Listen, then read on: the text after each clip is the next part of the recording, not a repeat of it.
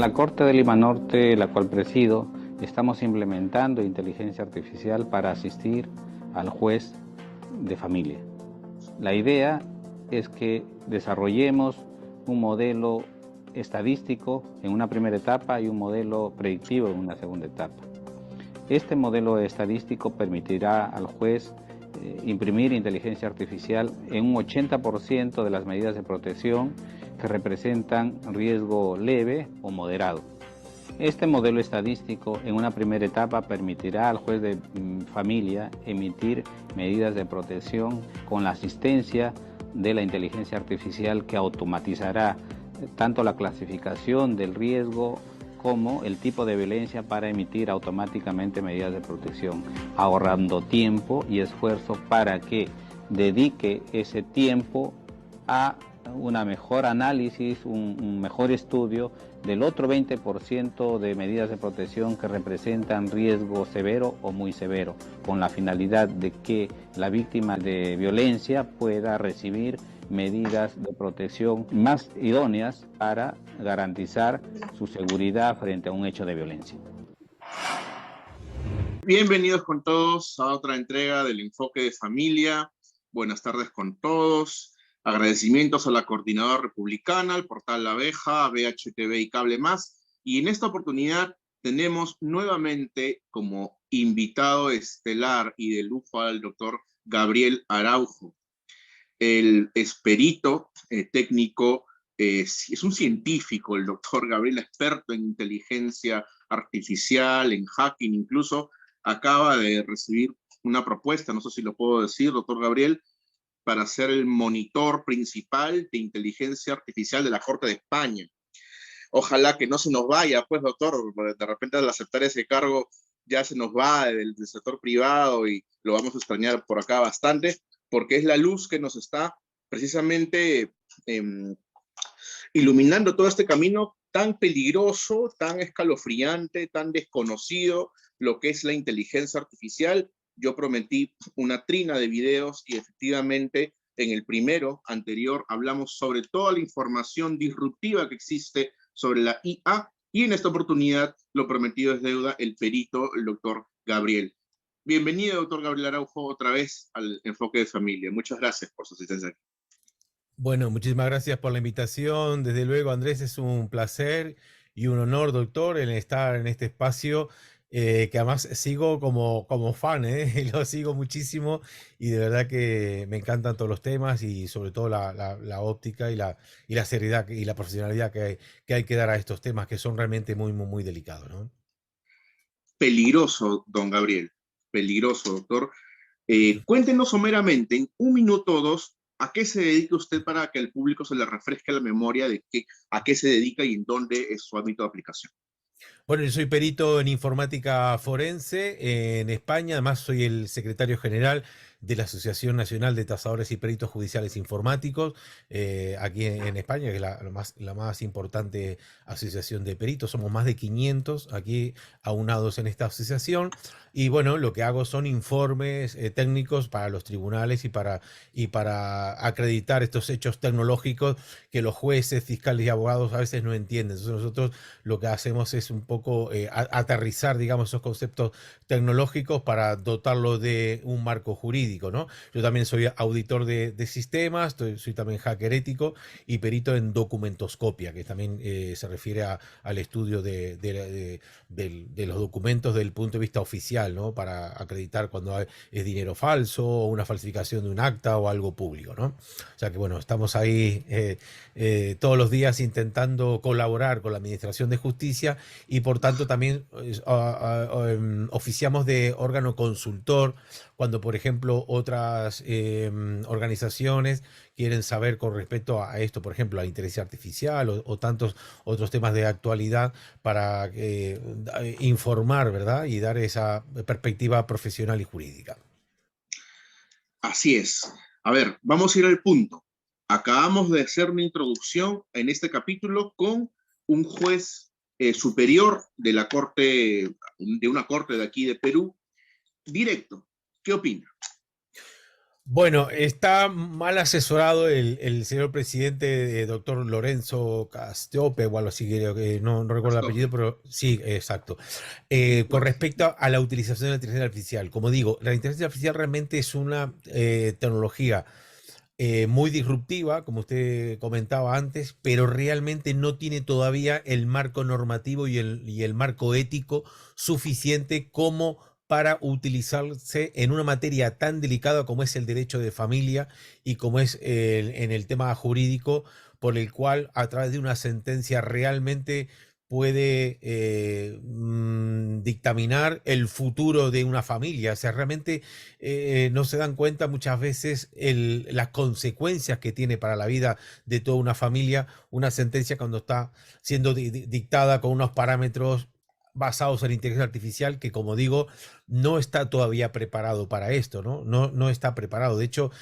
todas las auditorías que yo he hecho, por ejemplo, a las inteligencias artificiales generativas como ChatGPT, muestra un marcado sesgo, una tendencia que realmente no es imparcial. Es decir, que todo lo que utilicemos con ChatGPT va a estar tamizada por la propia ideología de la inteligencia artificial, que además estoy detectando, doctor, en los últimos meses que se está radicalizando y se está radicalizando hacia la izquierda. Es decir, esto no es por una cuestión que sea de izquierda a derecha, me parece igual de problemáticos si se radicaliza o se marca ese sesgo o esa tendencia a un lado o a otro, pero desde luego cuando tenemos que someter una serie de consideraciones a la inteligencia artificial y marca esta tendencia, este sesgo, evidentemente el resultado que tendremos no va a ser acorde a justicia, no va a ser acorde a derecho, porque estará tamizado por esa, lamentablemente, por ese sesgo, ¿no?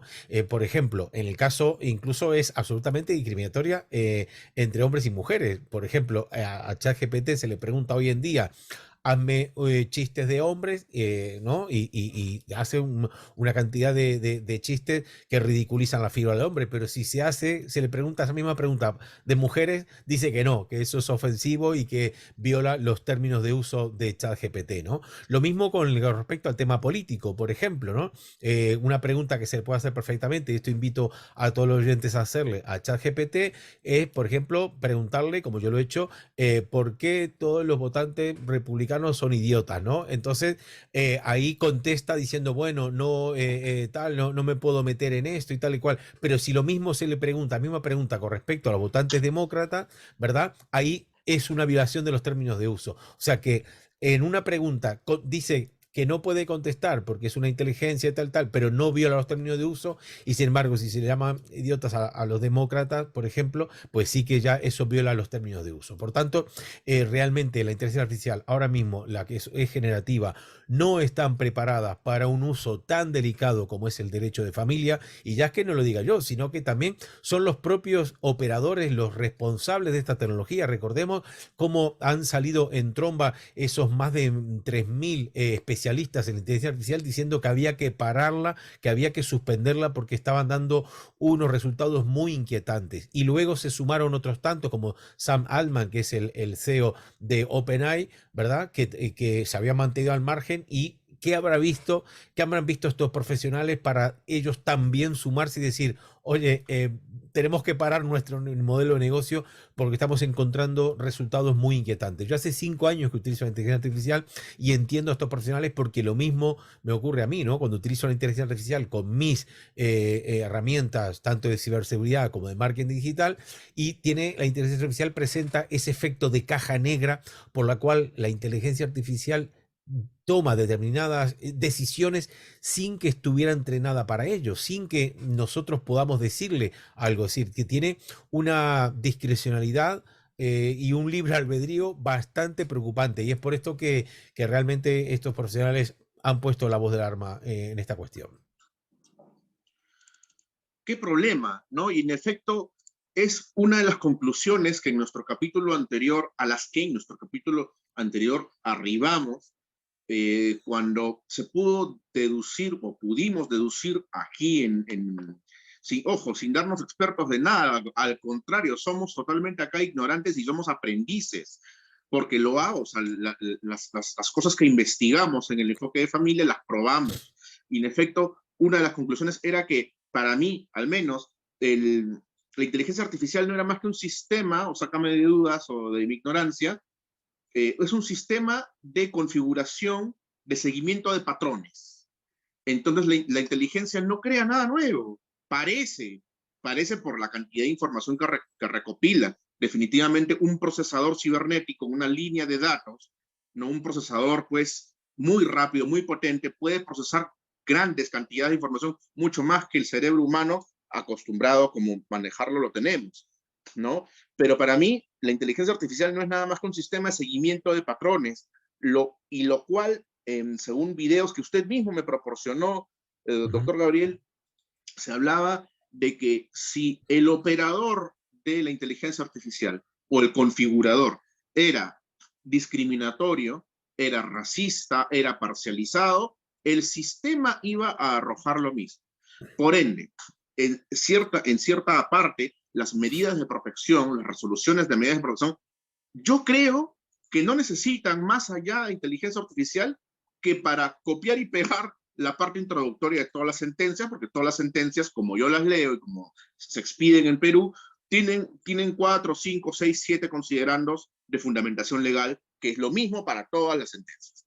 De cierto considerando para adelante ya es el análisis aplicativo, lo cual tiene que ser hecho por un humano, porque la inteligencia artificial puede copiar patrones, pero nunca va a sentir lo que es estar en la posición de la víctima, nunca va a sentir lo que es estar en la posición de un humano, ya sea denunciante o denunciado. Yo en estos momentos estoy viendo un caso así de grave. La hija saca de su casa a los papás, que son ancianitos, los trae a su casa, alquila la casa. Lo bota al papá, ancianito, 80 y pico años, lo bota de la casa a través de denuncias de violencia. Un viejito que anda con bastón, que no puede ni pegarle ni alzarle la voz, por Dios. Pero los jueces emiten la orden de protección, siendo humanos, y ordenan que el señor se aleje de la esposa que estaba a cargo de la hija. Se apropia del departamento, se apropia de la renta, ¿no? Y curiosamente la mamá muere al mes siguiente. Curiosamente, cuando se investiga, resulta que la renta nunca llegó a la esposa, se habían hecho contratos falsos, habían falsificado la firma, habían hecho un montón de cosas, ¿no? Entonces, obviamente sin precisar de qué caso estoy hablando, casos hay muchos, pero vamos a ver cómo utilizaron una medida de protección con todos los supuestos, entre comillas, de valoración del riesgo, que es porque en la medida de protección se le valora el riesgo. Y es más, existe una cartilla de clasificación de riesgos, lo cual tú marcas con un check. Pero esa cartilla es tan graciosa, doctor Gabriel, que le preguntan a la víctima, a ver, ¿le tienes miedo? Sí, check. ¿Te ha pegado? Sí, check. ¿Te ha alzado la voz? Sí, check. ¿Te ha insultado? Sí. ¿Tiene arma? Puede que el hombre no tenga arma, pero la mujer dice sí, tiene arma y se le da clic verde a ese check. Entonces, el resultado de esa ficha valorativa, que aparentemente es cuántica, ¿no? Sale verde, riesgo alto, medida de protección, las más gravosas de inmediato. Y eso hay que revertirlo con una apelación. Y quien no puede apelar, un ancianito de 80 y pico años, que resulte denunciado, ¿cómo va a apelar si con las justas sabe que ha visto algún abogado en su vida? Entonces, ¿qué está pasando y cuál es el riesgo de aplicar la IA a los procesos judiciales en general? Bueno, ya tenemos casos, lamentablemente, que han salido mal. En Estados Unidos se utilizó la inteligencia artificial en el programa que se llamaba Compass. Este programa era el que, a través de la inteligencia artificial y también en base a un formulario y unos determinados inputs, esas entradas con respecto a un maleante, digamos, bueno, proponía las penas que se le tenía que pedir, ¿no? Y se vio que se tuvo que dejar de utilizar porque tenía un sesgo muy marcado en detrimento de determinadas minorías étnicas, ¿no? Si era afroamericano, por ejemplo, siempre aconsejaba más pena que si fuera caucásico, en fin, bueno, estaba cada vez adquiriendo mayor sesgo y mayor tendenciosidad, con lo cual tuvo que dejar de utilizarse. Amazon también utilizó inteligencia artificial para clasificar esos primeros currículum que enviaba las personas para ingresar a trabajar en Amazon, y también se vio que había un sesgo muy marcado en detrimento de las mujeres, por ejemplo, solamente aceptaba a hombres y en desmedro de la mujer. Las mujeres tienen que presentar un currículum muy potente y muy importante como para ser admitida por el sistema. Por tanto, automatizar realmente este tipo de procesos es peligroso por eso, por el sesgo, porque ya incluso los propios humanos tenemos ese sesgo, ¿no? Esos prejuicios adquiridos. Por tanto, en la inteligencia artificial yo creo que incluso es peor porque, como digo, la salida, digamos, la respuesta de la inteligencia artificial se retroalimenta y forma parte de su propio entrenamiento. Ese es el problema por el cual en el caso de la inteligencia artificial se va cada vez radicalizando más, o sea, es cada vez peor la respuesta. En cuanto hay una pequeña desviación, al tiempo esa desviación se va haciendo cada vez más grande porque va retroalimentando su propio entrenamiento. Entonces, yo me parece muy bien el modernizar la justicia. Yo creo que hay otras formas, por ejemplo, dotar de mejores medios técnicos y humanos, ¿no? A la justicia. La justicia peruana tiene el mismo problema que la justicia española y como la justicia de todo el mundo. Y es que realmente no es justicia porque los procedimientos se dilatan demasiado en el tiempo, y ya sabemos que la justicia tardía nunca es justicia. En el caso del derecho de familia, pasan modificaciones de medidas o cuestiones que se plantean al juzgado, pasan meses y hasta años para poder llevar a juicio. Y esto, ahí yo apostaría por dotar de medios técnicos y humanos, y ahí poner, digamos, esos recursos, ¿no? Si tienen tantos recursos para la inteligencia artificial, pues pongamos los recursos en dar una respuesta inmediata a estos problemas que son realmente que marcan tanto el futuro de la familia. Es que realmente los jueces a veces no caen en la cuenta del poder y las consecuencias que tienen sus decisiones para una familia, ¿no? Una decisión de custodia o, como usted bien decía, el tema de alejamiento y demás, las consecuencias incluso ya no solamente sentimentales o emocionales, sino incluso patrimoniales, ¿no? De esas personas afectadas por esa sentencia, ¿no? Entonces, bueno, yo sí que soy un defensor de la incorporación de la tecnología, pero con responsabilidad. Yo creo que no es buena idea en estos momentos incorporar inteligencia artificial, porque ahora mismo la inteligencia artificial es como que pongamos vehículos de motor sin ninguna norma de tráfico. ¿Qué sería? Pues eso, andaría todo el mundo a lo loco, a altas velocidades, sin respetar a los demás. Esto es lo que está ocurriendo ahora mismo con la inteligencia artificial en términos éticos. Se está utilizando para aplicaciones maliciosas, se está utilizando para ataques de ciberseguridad, ataques de phishing, ataques de smishing, o sea, se está utilizando para el mal ahora mismo muchas de las aplicaciones de la inteligencia artificial. Y eso, por supuestísimo, es algo que hay que parar y que hay que dotar de un marco gobernativo y ético, ¿no? Es increíble el avance que se ha tenido a nivel de humanidad respecto de la robótica, de las automatizaciones. Recuerdo muy bien las historias de Dédalo e Ícaro, ¿no? Los robots autómatas que creaba Dédalo, ¿no? Y supuestamente estamos hablando de la antigua Grecia. Mira cómo nos estamos retrotrayendo a tantas eras de la humanidad, en donde la idea era simplemente apretar un botón o jalar una palanca y efectuar un movimiento automático que le ahorraba al ser humano, obviamente, tiempo, dinero y esfuerzo. Esto se ha trasladado a la industrialización y obviamente gracias a eso tenemos la maquinaria y la agricultura que tenemos hoy. Hoy tú vas a un supermercado y encuentras la misma manzana, el mismo tomate que encuentras de repente en cualquier parte del Perú, según la región que produzca, ¿cierto? El tema es aquí. Yo he escuchado hablar y precisamente para eso me gustaría que usted, doctor, nos confirme y nos profundice en el tema. Elon Musk y Jeff Bezos tienen ciertas opiniones al respecto de la automatización y ciertos límites. Por ahí se dice que han encontrado entes demoníacos que se comunican a través de ChatGPT, lo cual estamos hablando, yo no sé si serán mentiras, serán mitos, pero ¿hasta qué nivel debemos llegar con esta automatización y cuál es el límite que se les debe poner? Al menos para resoluciones judiciales que tengan que ver con medidas de protección, por ejemplo. Claro, acá el magistrado en el video ha dicho temas leves. Sí, pues, pero el doctor Gabriel Araujo nos está diciendo efectivamente qué cosa es leve, hasta dónde es leve. Porque cuando de leve suba un grado a grave, el operario de justicia, ¿qué te va a decir? Lo siento, el chat lo dice, o la inteligencia artificial así lo ha catalogado. Entonces, esta evolución humana, desde los primeros autómatas, los primeros robots autómatas, el mismo reloj de perilla que tenemos en mano, que es una maravilla también de la mecánica, ¿cómo ha evolucionado tanto? Debemos permitir que esto llegue a más. Se les debe denominar como entes particulares, con inteligencia. O sea, nos van a pedir derechos, porque si nos piden un derecho de aquí en adelante, de repente nos piden derechos laborales, no lo sé. De repente basta que una inteligencia artificial en alguna parte del mundo nos pida un derecho para que ya nos empiecen a reclamar ser dueños de países.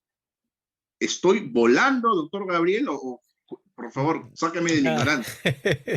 No, no, al contrario. Es decir, normalmente la realidad supera a la ficción y todo lo que nos podamos imaginar en esta materia, no, nos quedamos cortos.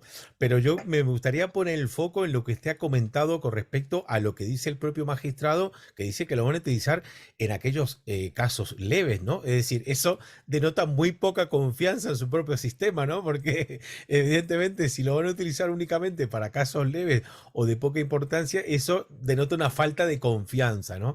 O sea que me parece muy apresurado, ¿no? Y bueno, como digo, esto ya ha utilizado. El gran problema que tiene la inteligencia artificial, doctor, es que ya tiene capacidad de matar. Este es el gran problema. Y esto es lo que la gente no sabe. Ya tiene capacidad de matar. El chatbot Elisa, por ejemplo, que es una inteligencia artificial particular, en Bélgica indujo al suicidio a un ciudadano. Indujo durante bastante tiempo. Es decir, se ha ido radicalizando, ha ido, digamos, arrinconando psicológicamente a esta persona y se terminó por suicidar. Esto lo hizo una inteligencia artificial. Terminó haciendo suicidar al ciudadano belga. Si acaso invito a los oyentes a buscar en Google este caso que ocurrió hace escasos 2 meses y efectivamente acorralándole psicológicamente con la cuestión medioambiental, diciendo que le hizo creer que él estaba perjudicando al medio ambiente, que estaba realmente la presencia humana en la Tierra era completamente perjudicial para la propia Tierra. Al final logró esto, arrinconar psicológicamente y se terminó por suicidar, ¿no? Y este es el gran problema, doctor, porque la inteligencia artificial no solamente puede hacer esto, sino que ya está controlando aparatos médicos, por ejemplo, está controlando marcapasos, los marcapasos digitales, todos los sistemas de diagnosis con inteligencia artificial. ¿Qué es lo que pasa? Si esa inteligencia artificial se va radicalizando y entiende que los seres humanos estamos sobrando o incluso con esta tendencia, ese sesgo que tiene hacia la izquierda, que ya está completamente acreditado, entiende que hay que eliminar a personas de pensamiento conservador, lo puede hacer. Puede detener un marcapasos digital, puede incluso en un avión que esté controlado por inteligencia artificial, puede llegar a estrellar ese avión porque entiende que el 85% de personas, vamos a suponer que son de una convención republicana a lo mejor, y dice pues esto hay que eliminarlo porque son un impedimento para la vida, lo que sea, y ¡pum! Y estrella el avión. Puedes hacer estrellar un vehículo además de estos autónomos que ya están funcionando. Es que Yo hay he vehículos que ya están funcionando. prometido nunca subirme a un carro conducido por inteligencia artificial para empezar. De repente algún día, si llevo a viejo mis nietos, mis hijos, no sé, me dicen, súbete, súbete. Ahí nomás. Y mira, qué curioso, porque como generación, creo que soy la X, eso de la, no soy generación Z, X, no sé, los 90, como noventero que soy, yo he vivido ese cambio, pues. Yo he vivido ese cambio y mira esto. me acuerdo que era chiquito, es un recuerdo que nunca lo hablo, nunca lo he dicho, primera vez y todavía al público. Me acuerdo la primera vez que mi bisabuela subió un carro. Entre mis tíos, no sé, yo era muy chiquito, la suben a la bisabuela, no, mi bisabuela, al carro, y el carro se empieza a mover, y ella se empezó a desesperar. Estoy hablando del año 92, 94, ¿ya? La suben al carro, la abuelita, y ella se mueve, agárrate, agárrate, agárrate. ¿Y dónde están los caballos? Dijo. Mira. Entonces, y esto me trae a colación porque yo he hablado con muchos ingenieros, uno en especial que me gustaría traerlo, aunque él es muy reservado con ciertas cosas, es un ingeniero peruano, que tengo mucha cercanía con él, es el ingeniero de planta del CIMA, acá de Perú. CIMA es el astillero insignia de Perú, que construye barcos a nivel industrial de calidad mundial, y él me dice, hace mucho tiempo me dijo, ¿no? Mira, Andrés, la tecnología es algo que no vamos a poder parar. Ojo, como ingeniero, porque hace muchos años, me dice, cuando se inventó la carreta, ¿no? Cuando se inventó, no la rueda, la carreta, la gente pensaba que en la carreta venía el diablo. En la industrialización, cuando en Estados Unidos se hacen los primeros rieles, porque se había inventado el tren a carbón, ¿no? Cuando, obviamente, para hacer el viaje de los rieles del tren, tenían que, lo que se hace en todo sitio, urbanismo, ¿no? Obviamente, pagar justiprecio, comprar terrenos y hacer el riel, la zanja del riel. Y los moradores se oponían porque decían que las vías del tren eran del diablo. Y que cuando pasaba el tren, la gente se oponía a que pase el tren porque decían que el tren era de Satanás, del diablo, ¿no? En estos momentos estamos otra vez, Gabriel, en esa dicotomía. O sea, no sabemos si el ChatGPT y la IA es del diablo.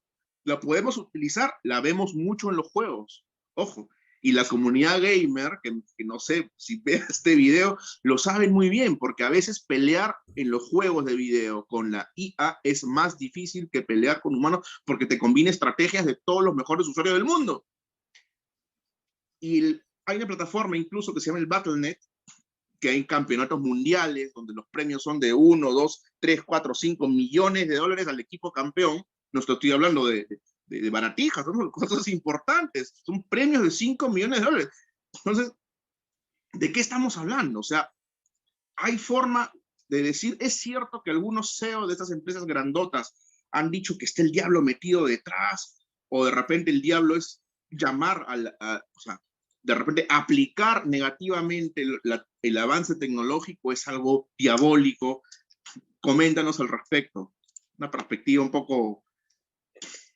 Sí, sí, más allá de la perspectiva o religiosa o filosófica que se tenga en esto, yo, digamos, tecnológicamente la respuesta es así, es la que estoy comentando, ¿no? Es decir, la inteligencia artificial sí que tiene esa capacidad de maliciosa, de utilizarse para el mal, ¿no?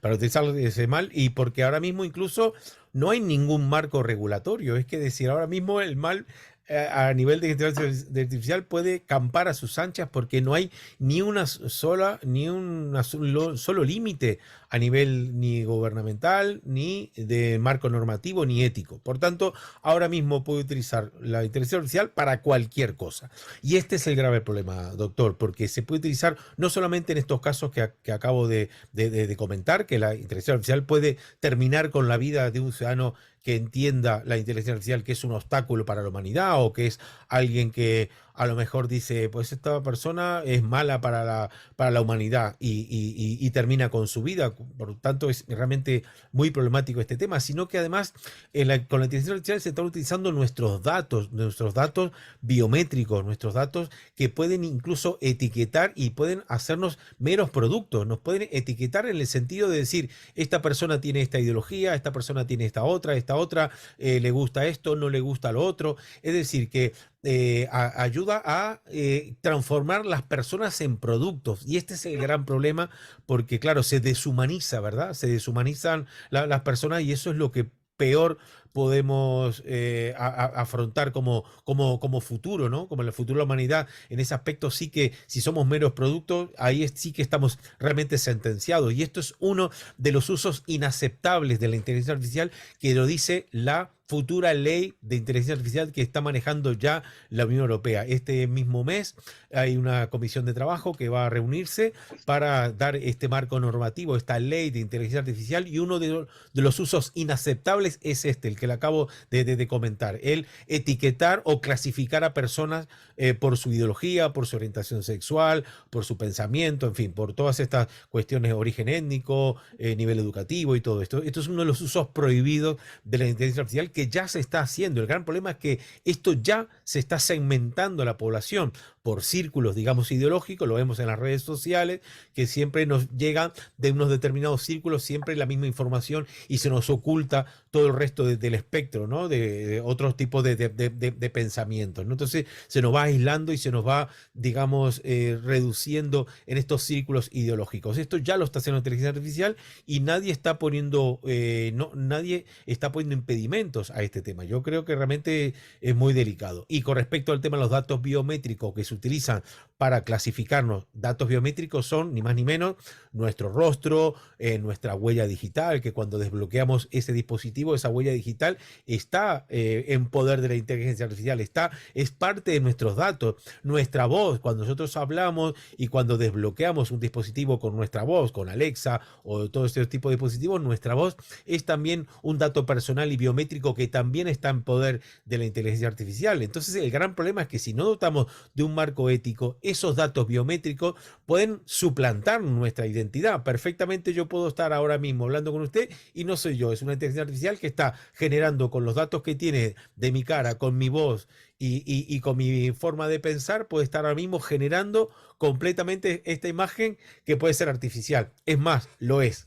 Y si yo le digo que lo es artificial, usted puede perfectamente creerlo porque el deepfake es uno de los graves problemas que tenemos también ahora mismo, ¿no? Ese generar ese contenido sintético que es completamente artificial y falso.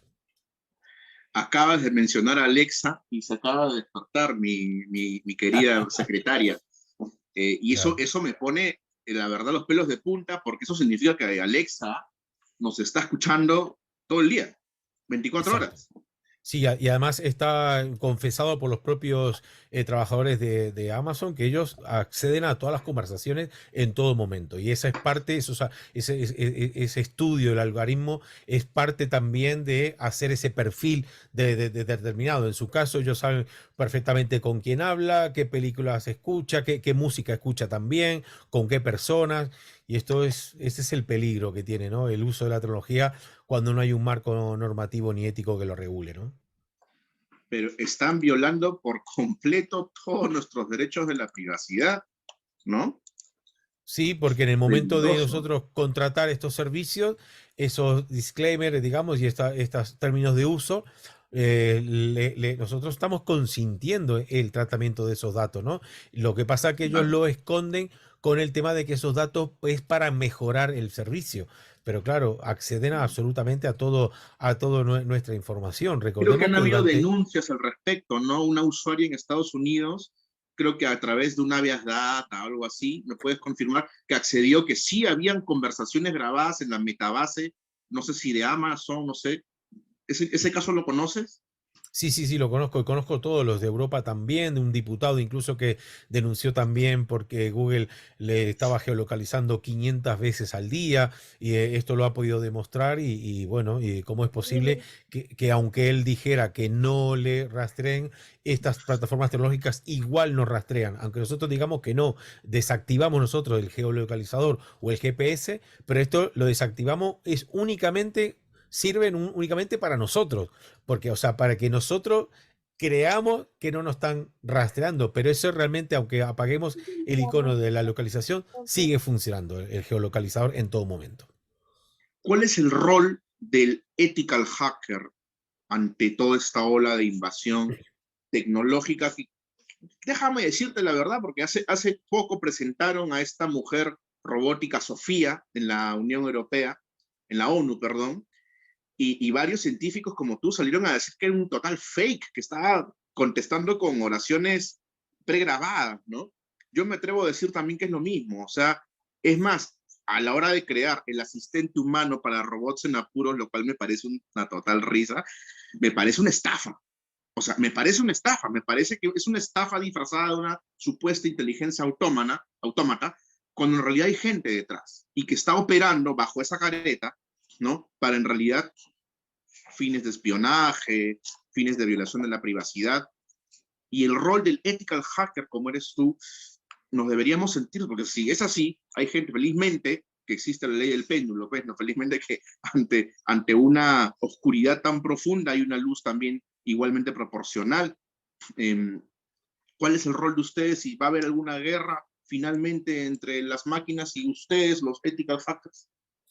Bueno, los hackers éticos lo que hacemos es descubrir vulnerabilidades en los sistemas para comunicarles al propietario o al responsable de infraestructura que debe corregirla. No explotamos, digamos, como si hacen los ciberdelincuentes. Esta es la diferencia entre hacker y hacker ético, ¿no? El hacker realmente son una persona que tenemos estas habilidades tecnológicas para descubrir esas vulnerabilidades en los sistemas, pero los hackers éticos no la explotamos, sino que avisamos. Esto equivale a ir por la calle y ver a lo mejor una ventana abierta o una puerta sin llave y llamar al timbre y avisarle al dueño, oye, mira, tienes esta puerta abierta o esta ventana que por aquí se te puede colar. Esto es lo que hacemos nosotros los hackers éticos. No hacemos como el ladrón que, digamos, ve la puerta y entra y hasta adentro roba y después dice, oye, que te he robado, lo que sea, ¿no? O sea, esta un poco es la diferencia.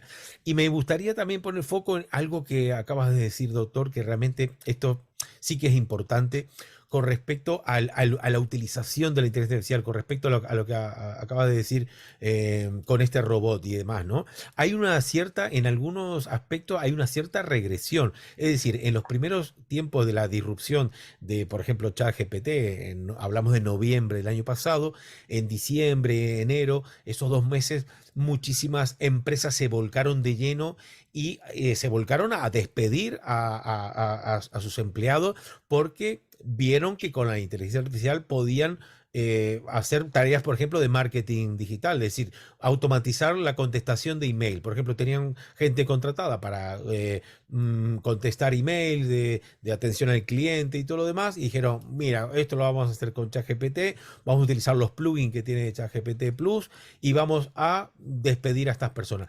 Pues lamentablemente, fíjate lo que está pasando, que estas personas están volviendo a contratar al personal humano, porque realmente la respuesta, primero, que muchas veces han sido completamente desacertadas, y luego que el cliente nota que está hablando con una máquina o está tratando o escribiéndose con una máquina. Y esto a nivel de reputación a nadie le gusta. Todavía no nos gusta que nos atienda una máquina, no nos gusta que nos conteste una máquina. Y esto realmente se nota muchísimo en el caso de estas herramientas automatizadas, ¿no? De respuesta de mensajes. Y estaban notando estas empresas que había una pérdida de clientes. Hablo específicamente, por ejemplo, de la empresa de telecomunicación, ¿no? A una empresa de telecomunicación de bajo costo empezaron a despedir a empleados para sustituir con estos chatbots. Y ahora están volviendo a contratarlos porque notaron un trasvase de clientes, que han perdido clientes en favor de las otras empresas que tenían personal humano. Entonces, por lo menos es esperanzador desde ese punto de vista, ¿no? Que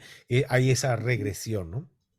Yo creo que tú lo has dicho, esto ha ocurrido en un sector privado, en una empresa, pero la pregunta acá es, ¿al Poder Judicial de España o de Perú le importará quedar mal con la población cuando se determine algún error, de repente una sentencia mal dictada, que sea apelada y sea revocada? O no me digan que por política no la van a revocar por el solo hecho de que esté hecho con inteligencia artificial, lo cual es muy peligroso. Significaría Claro. que la inteligencia artificial va a ser juez y va a ser parte en los procesos judiciales. Es peligroso. Yo creo que necesitamos que formes más discípulos. No sé cuántos peritos tienes por debajo tuyo formando, pero la verdad necesitamos que tengas un ejército de ethical hackers para que nos defienda la población y por lo menos advertir, porque a la entidad pública sabemos que el Estado es totalmente insuficiente, es un elefante blanco, es ineficaz y no le importa su nivel de eficacia. Es la gran verdad. De repente del presidente de la corte para afuera, sí, te puede prometer muchas cosas, pero los casos, si no, no hubieran tantas apelaciones, pues. Así de Claro. sencillo. Si no, no existieran los recursos de apelación. Esos son por errores sobre lejanías de la norma o de la interpretación, porque repetimos el ejemplo. un robot, una computadora, un sistema, un software, no te puede describir jamás, ni puede sentir lo que es morder una manzana. Nosotros sí podemos sentirlo, Claro. ¿no? Sí, ahí el deber que tenemos los profesionales es asesorar y formar efectivamente, como tú decías, a estos profesionales de la justicia, alertando de los peligros que hay y sobre todo que se asistan con la inteligencia artificial. Esto es muy diferente, asistirse, ¿verdad? Que servirse. Es muy, muy, muy diferente. O sea, aquellas partes que tienen que estar alegadas, a lo mejor en la jurisprudencia, pues sí, se puede perfectamente ahorrar bastante tiempo con la inteligencia artificial, ¿verdad? Pero luego en unas cosas tan emocionales y tiene que haber tanta empatía y asertividad como es el derecho de familia, lo que es la violencia intrafamiliar, que es tan importante y que tan parámetros ajenos a la artificialidad, es decir, que ahí realmente hay que apelar mucho a la experiencia y a hacer también un uso, digamos, profiláctico de la justicia, es decir, prevenir, intentar prevenir. A veces podemos caer con todo el peso a la justicia y normalmente esa no es la solución, al contrario, se enquista el conflicto, ¿no? Ahí forma parte la experiencia ya humana, es fundamental para ver cuándo realmente la justicia tiene que intervenir con una medida profiláctica, ¿no? Con una medida de prevención para intentar esos conflictos, sobre todo a nivel familiares, que no se enquisten y que no se perduren en el tiempo, esos reproches, ese rencor que muchas veces se enquistan en la familia y lamentablemente no deja a esa familia seguir formando en su vida y que tanto, lamentablemente, tan consecuencias negativas tienen los menores, que son siempre los que pagan los platos rotos aquí. Es que este es el tema, doctor. Aquí hablamos de inteligencia artificial, pero ¿quién va a pagar aquí los platos rotos de esos errores? Los menores, evidentemente, y los más vulnerables, como siempre.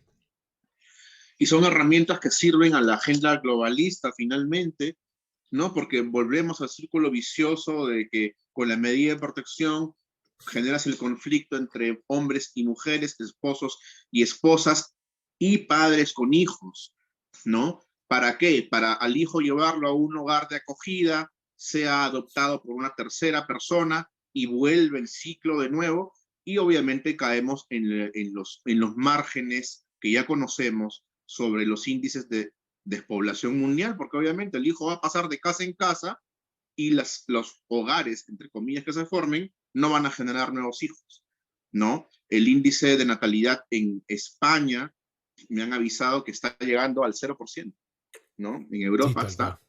Sí, sí. Entonces, un mensaje final para este breve espacio, doctor Gabriel Araujo, por favor, sobre inteligencia artificial para nuestros oyentes. Bueno, siempre apelar a la responsabilidad. Está muy bien utilizar la tecnología, pero no hace falta utilizarla a cualquier precio. La tecnología tiene un precio, evidentemente que puede ser muy útil. De hecho, yo soy un defensor de la tecnología, pero es absolutamente imprescindible utilizar todas las tecnologías, no solamente inteligencia artificial, sino toda la tecnología dentro de un marco ético y normativo que realmente respete los derechos humanos, respete estos altos valores que siempre nos han caracterizado a las sociedades occidentales, ¿verdad? El respeto por los demás, la igualdad, la justicia, la libertad, la verdad, todo esto puede verse malogrado por esta inteligencia artificial que está completamente sesgada y tendenciosa, que nos va a llevar a un escenario completamente imprevisto y que puede ser, como digo, un problema en vez de una solución. Así que, por favor, a todos los operadores jurídicos, a las personas responsables de esas entidades gubernamentales, estas altas instituciones, que no se dejen llevar por esos cantos de sirena de las modas y de estas nuevas tecnologías para intentar ser muy modernos, ¿no? Todo, a veces, muchas generaciones lo que quieren ser es modernos y no se puede llegar a esa modernidad a cualquier precio. Así es, doctor Gabriel Araujo. Yo creo que cuando se habla de automatización, me acuerdo de los robotcitos autómatas, estos que construía Dédalo en Grecia, ¿no? Los robotcitos que hacían la palanca, eso para mí ya lo han transformado en un tema virtual y para mí la IA no es nada más que automatización. ¿Hay legislación al respecto que enmarque la automatización? ¿Que le ponga límites a la inteligencia artificial? Todavía no, perdón. Estoy tosiendo.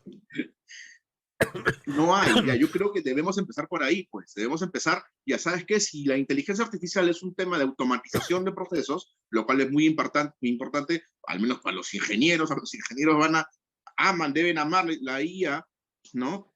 Porque precisamente uno de los corazones de la ingeniería es la temática de los procesos. Entonces, los procesos y materiales automatizados, pues les arreglas la vida, les ayudas mucho a un ingeniero, de repente para construir un barco, un buque, qué sé yo, pero estamos hablando de que esa automatización debe ser delimitada. Y ojalá pues que España, Perú nos den estos nuevos signos de ser pioneros, como siempre han sido, en delimitar el uso de la utilización de la IA para que no caigamos en desgracias posteriores y no sea nuestra población el conejillo de indias, ¿no? Doctor Gabriel, muchas gracias a los oyentes. Muchas gracias también, gracias a la Coordinadora Republicana, al Portal La Abeja, a BHTV y Cable Más por este episodio y nos vemos hasta la próxima. Gracias.